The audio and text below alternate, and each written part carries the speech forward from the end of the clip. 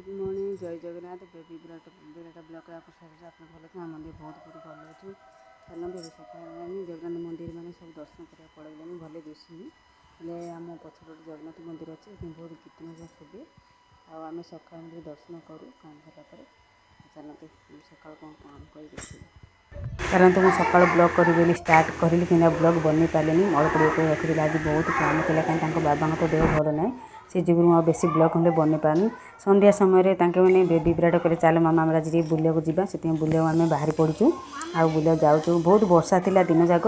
आउ से जो देखो पूरा चारिटा उदा उदा हो अच्छी आते मेघ जावाक इच्छा नाला कि बेबी विराट बहुत मानने विचार कले चल जावा बुलिया के दिन है बुलिया जाए ना आगे टे जाऊँ से जो आगे बाहर कलु मुझे आपको देखुली से साइड मंदिर एवं आम रोड पर पड़े आसलु सन्ध्या हो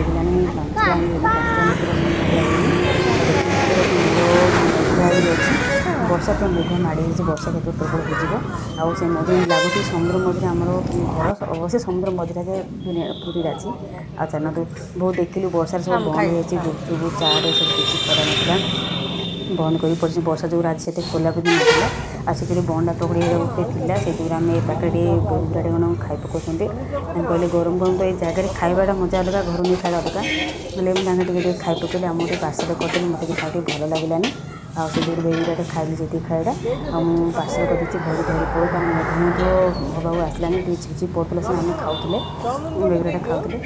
देखिए कर पलि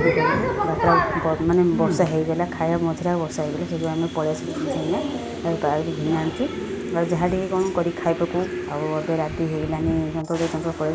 मुझे ब्लॉग रखुच्छी प्लीज लाइक शेयर सब्सक्राइब।